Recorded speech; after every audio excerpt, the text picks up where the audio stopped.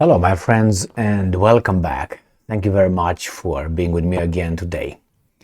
No surprise here about the new revelations coming from a whistleblower regarding the American military secret programs about UFOs.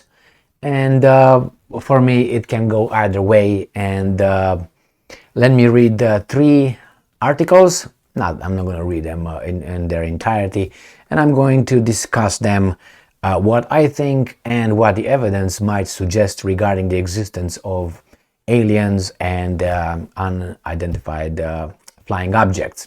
So let's start with this article coming from The Guardian, and it says here, UFO hearings. Whistleblower David Grush says, and I'm quoting, non-human biologics found at alleged crash sites as it happened. And this is the guy. So, a former intelligence official tells UFO hearing that he was hurt personally and professionally by going public with claims. Now, from 9 hours ago, Grush says non-human biologic found at alleged crash sites. David Grush said he knows of multiple colleagues who were physically injured by UAP activity, unidentified activity, tralala. To get the exact name of that, I find it here, and this is unexplained aerial phenomenon. I'm going to use this one too. So let's go back to this one. So multiple colleagues were physically injured by UAP activity and by people within the US federal government. Asked to go into detail, Grush said he can't get into the specifics, end quote.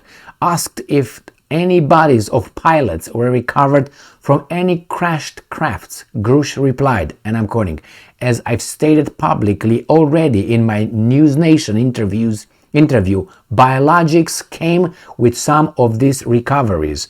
Were they human or non-human biologics?" he is asked. Grush responds, and I'm quoting, "non-human." And that was the assessment of people with direct knowledge on the program I talked to. All right, so it says that the US government conducted a multi-decade program which collected and attempted to reverse engineer crashed UFOs, former intelligence official David Grush told the hearing. So, again, he said that non-human biologics were being recovered by the government, but he never seen any alien body. Grush said also not seen the alleged alien craft himself. He says his claims are based on extensive interviews with high-level intelligence officials, and skeptics have noted that accusations that the government is hiding information on UFOs are nothing new. The Pentagon has denied Grush's claim of a cover-up. So, what happened here? We got another one from Courthouse News Service. Whistleblower feds recovered, quote-unquote, non-human biological material from UFO crash sites. So, this is, let's jump to Sputnik. They tell us the same thing here, but they say, witness tells Congress Pentagon cover-up of UFOs hurts national security. And we go into history a little bit. In 1947, a local paper based in Roswell, New Mexico, reported on an Army airfield's press release that it had recovered a flying saucer in the region. The service quickly retracted, but the incident resurfaced in 1978 after a retired lieutenant colonel said the government was covering something up, leading to the iconic conspiracy theory. So this is what he says, that they recover this and they recover that. Now let's go back to this. Is this a distraction from the shitty situation, economic situation that we're going to have in the next months, and we've been having in the past, 3 years? And the inflation and the more aid to those guys over there in Ukraine? I don't know. Could be. The problem is this. Who is going to be hurt if it's true? If it's true, what's gonna be? Okay, there are some aliens over there. What do you think? Religion will get all messed up and people will say, oh my God, there's no God. that doesn't nullify their little story over there. They can say, well, God in his plan never mentioned it because he has his plan and he's going to not share it with you and I because we're too, so they could weasel their way out immediately with that one. Or they say, yeah, actually, he said about it. If you read Ezekiel over there, you see some landing things over there and some aliens over there. So yeah, God told us about it. Boom. And he talked euphemistically, okay? You know how they... when they want to try it metaphorically, that's what they say. Here, this part you interpret it metaphorically. This way you interpret it real, in reality. Don't get stuck with what Noah living 900 years. Come on, man. Or he built the Noah's Ark at 600. Because the years then, they were different than now.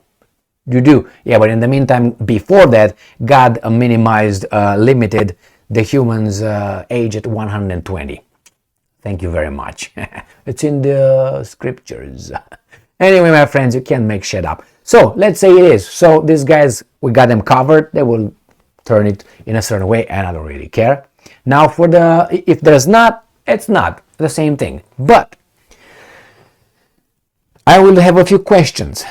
If you read a few things and you looked at some and analyzed some pictures, you realize that there are some constructions, some evidence, material evidence, that I don't think that those guys, thousands of years, were able to create those. Why?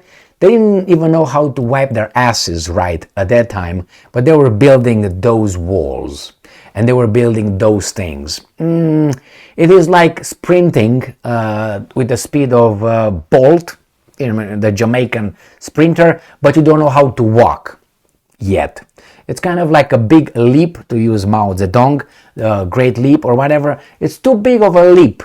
Right? Just logically, and then let's get to some evidence here. Not evidence, questions, just questions. And you can tell me whatever you want, but if you tell me that those guys thousands of years were able to pick up those monoliths and build those constructions, not only in Greece, but in other areas like in Peru or in, Egypt and other areas, and they were able to carry them somehow and build those things, those, entrances in the monolithics and so on, with such a big... You tell me that was done by men and horses and oxen and that? Well, I want you to show me how you do it, okay? So, I have a few pictures here. I hope these guys will not have a problem with that, but if they have. Now, let's analyze this. Do you think that this little wall here, okay, and this is, okay, do you think that this one is the 6 monoliths of the Ollantaytambo archaeological site in a sacred valley, Peru, Cusco, all right, if you want to find it? You're telling me that this were put together by what? By who can put this together and cut them like that? Look over there. Look over that little cut over there. Who could do that? With what kind? And put them, fix them over there. That's one thing. Look at this perfectly cut shed here. That's one. And we go to this one. The amazing and ancient Inca Roca polygonal walls in Cusco. The same. Look at now look at this one. This is how they look. How in the hell they fit them like this? Look at this one. Now you tell me that those guys then were able to do it with oxen and what? Not impossible, but very improbable. Look at this wall. Look at these things. Are they melted? Look at this. Look at this little thing. Now I know with the nowadays mind, you say, well, that's not a big deal. But imagine these guys built this hundreds of years, and not thousands. Look at this wall. Look, and they're around 1000 AD. And then they said, Inca named Inca Roca in the 14th century. This, that Cusco was an ancient megalithic city found by the Inca in 1000 AD. 1000 AD, they built this. Not impossible, my friends, not impossible. And look at this one. Remember those obelisks that obelisk, that one is cracked. I don't want to use it here, but remember those ones, the obelisks that are cut and one of them cracked. They have all kind of signs of saw on it, and they tried to replicate that and they couldn't find it. I mean, okay, you cut this thing. Oh yeah, there's the first thing. How are you going to transport this? How are you going to transport this? And there are many, many, even Roman constructions built on megaliths like this, built on top. In ancient Greek there are some, and I think in Turkey there are some. I mean, you just have to go around, and you tell me that these things were just put together by what? People with their donkeys? Barely dressed? Not even? Really? I mean, my friends, I don't know who did those things, but I have my own, how should I put it, skepticism that those were done by the guys that we found over there, you know. Ask them to do it now and see if they can do it. Even if you ask them with the current technology, they're not able to do it. Use their cranes, their transport, and see how soon before they get that little monolith and move it and put it on top of a little door. And these were not done in 300 years, okay? Period of 3,000 years. We're going to build this little wall here in 3,000 years because it takes 100 years to move this from here to here. No, they were not done in that. How do we know that? Because of you can't just start a wall and then you stop it and you start again and so on. It's like a started project, finished project. The same with pyramids. They tell us, oh, they were built and this and then as a what? As a pharaoh grave or something? In how many years? I mean, if you add all those things and you put them together, where you cut them, you take them, you bring them and so on, the pharaoh would be dead, what, 5 centuries ago. And then they build a pyramid for the guy who died 5 centuries ago. I'm just exaggerating, but you get the point.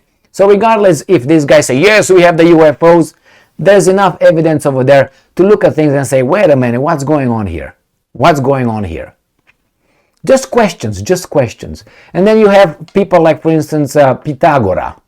You have Plato. You have Aristotle. You have Leonardo da Vinci. You have these geniuses among the little people that did not know anything but to eat, fight, and drink alcohol. And you tell me these guys with their mind so many years ago were just a few. Who were those guys? And we can say, well, see, they were intelligent. They didn't know how to wash their butts. Again, they were living in misery.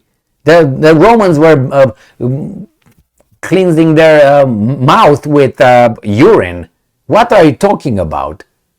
Do you know how the Romans were wiping their ass? Do you know how? They had a little sponge and a little pole stuck in the sponge, and it was in a freaking bowl with water, like a bucket, sitting over there. You would take a dump in a latrine, and then you take that from the water that another guy used it, and you wipe your ass with that, and you put it back in that, and you get over there. The next guy next to you picks what you put over there and does the same thing. The Romans with a Roman concrete, with a Roman roads, with the Roman aqueducts, they did that. Oh, thank you very much. Is that how you think it worked? I mean, isn't that a big of a difference in civilization, in knowledge? You build those roads and you know how to do the what? I can't remember how you call it, Podolina, whatever it's called. The Roman concrete that was stronger than any concrete we can create right now. They did it, and they wiped their ass with that, and they were rinsing their teeth with the mouth with the urine because it has ammonia in it or something. Jesus Christ. And that's not all. That's more than that. Okay, nasty practices that you say, how in the hell? Remember how the Greeks, I'm going to give you another example. The Greeks were the athletes, or they were training, in gymnasium or whatever they were doing. They were training, and then they were wiping they would take like a little blade, and they were taking their sweat. They would dump it in buckets, and they would drink that because that would give them energy to be stronger. That That was the result. Now those guys built the what? The Pantheon or Parthenon and whatever. I mix them always, the Roman Pantheon with Parthenon. Anyway. So, thank you very much for being with me again today. Stay strong, stay smart, look for the truth, and be just.